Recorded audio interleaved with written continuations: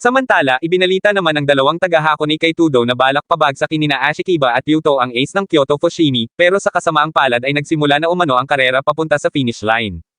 Dahil doon ay naglakad na si Tudo papunta sa finish line para doon manood kung sino ang mananalo, sapagkat para dito ay medyo nakakalungkot umano na makita ang karera para sa linya ng kabundukan na hindi climber ang nangunguna. Habang naglalakad ay sinasabi ni Tudo sa kanyang sarili na Hakone Academy ang nakakuha ng lahat ng number tag sa ngayon, at simula nang napanalunan ni Izumaida ang sprint ay lalo pa ang mga iyong nakabuelo. Pero may iba pa umanong malalakas na team na hindi papayag na basta na lang matalo at handang gawin ang lahat para manalo. Hindi umano basta-basta makukuha ang finish line na iyon dahil sigurado si Tudo na maglalabas din ng desperadong galaw ang Kyoto Fushimi at Sohoko. Nang mga oras na iyon naman ay natutuwa si Yuto dahil may pag-asa umano silang makahabol sapagkat pinababagal ni Naruko ang takbo ng mga taga Kyoto Fushimi, kaya sinabi ni Ashikiba na ipagpatuloy lang ni Yuto ang ganoong bilis hanggang sa makaabot sila, bagay na ikinabahala naman ni Miss Uta.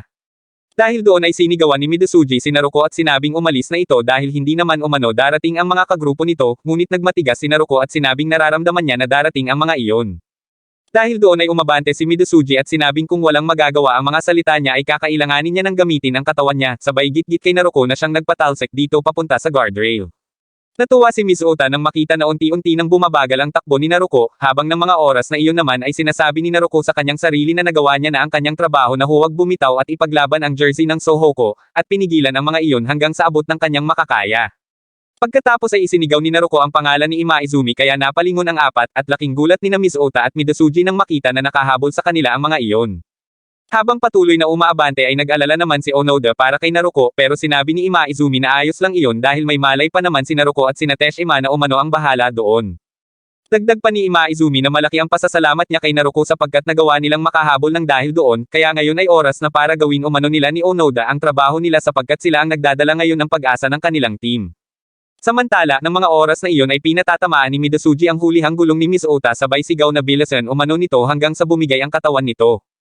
Dahil sa sinabing iyon ni Midosuji ay kinwestiyon ito ni Miss Uta sapagkat bilang kapitan ng team ay hindi umano siya dapat itapon ni Midosuji tulad ng ginawa nito kanina kay Kiriya. Habang nag-uusap ang dalawa ay napansin ni Yuto na nabawasan ang bilis ng mga taga Kyoto Fushimi kaya sasamantalahin sana nito ang pagkakataon na humabol.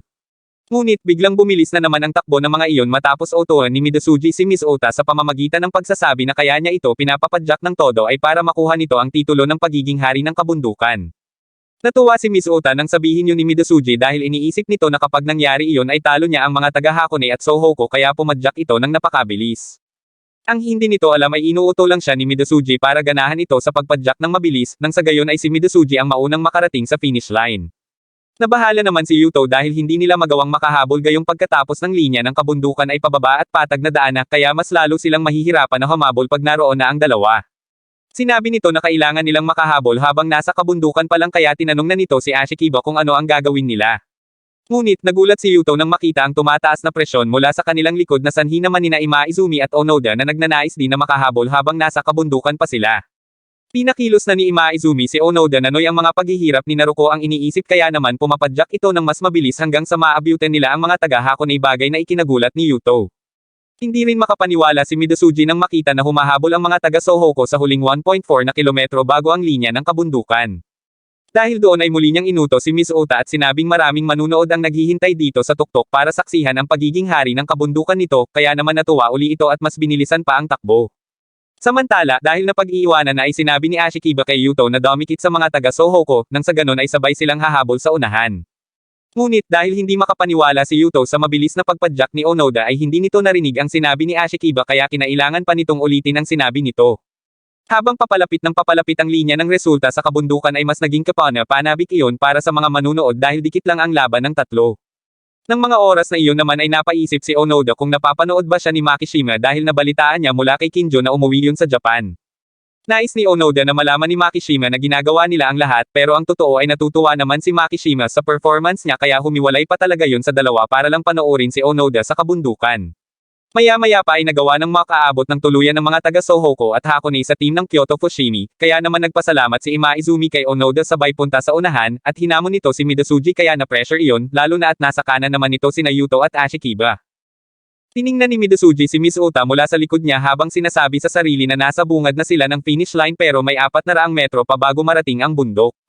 Bigla nitong hinila si Miss Ota pauna sabay sabing umarangkada ito para sa pangarap nitong maging Diyos ng kabundukan, bagay na ikinagulat naman ng apat sa likod nila pati na rin ng mga manunood. Nagtaka si Imaizumi kung ano ang pinaplano ni Midosuji, pero ang hindi nila alam ay ginawa nitong pain si Miss Ota para sa kanilang apat. Iniisip kasi ni Midosuji na gustong-gusto ng mga climber na makipaglaban para sa titulo at para sa red number tag, kaya hindi umano iyon palalampasan ng mga ito.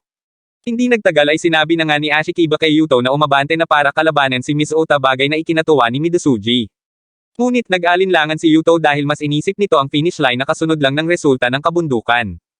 Giit ni Yuto na kapag lumaban siya para sa red number tag ay baka hindi na niya matulungan si Ashikiba sa sprint bago ang finish line, kaya hayaan na lang umano nila na makamit ng Kyoto Fushimi ang red number tag. Dahil doon ay hindi na pinilit ni Ashikiba si Yuto at sinabing first year pa lang ito, kaya hindi nito naiintindihan na silang mga taga-Hakone ay lumalaban ng may dangal at pagmamalaki.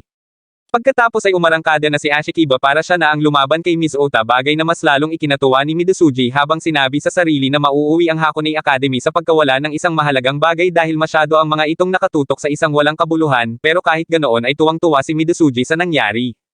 Maya-maya pa ay nagawa namang maipanalo ni Ashikiba ang karera para sa red number tag, habang si Miss Ota naman ay napag-iwanan na dahil naubos na ang lakas nito. Pinati ni Midosuji si Ashikiba na may halong pang-asar dahil pansin nito na naubos na rin ang lakas nito na siya pa namang ace ng Hakone Academy. Doon napagtanto ni Imaizumi na ipinadala lang ni Midosuji si Miss Ota para magamit yun ang isa sa mga alas ng Hakone Academy. Bumalik na si Ashikiba sa likod ni Yuto para ipahinga ang mga binti nito, at doon ay sinabi nito kay Midosuji na wala umano itong pagsisisi sa ginawa niya. Hindi nagtagal ay kumilos na si Midosuji para ipanalo ang laban patungo sa finish line, kaya naman sinabi ni Imaizumi kay Onoda na doon na magsisimula ang trabaho niya. Samantala, mula sa gilid ng kurso ay natutuwa naman si Makishima sa panonood habang sinasabi sa sarili na huwag magpapatalo sa laban ang Sohoko. Kasabay niyon ay ang pagdating naman ni Namiki sa tapat ng finish line para abangan at suportahan ang pambato nila na si Imaizumi. Nang mga oras na iyon, habang umaarangkada ang apat ay unti-unti nang napag-iiwanan si Onoda sapagkat bilang climber ay hindi naman ito magaling sa pababang daan. Ngunit bigla nitong binilisan ang pagpadyak, kaya sinabi dito ni Imaizumi na may laban pa sila bukas kaya maaari na umanong magpahinga si Onoda.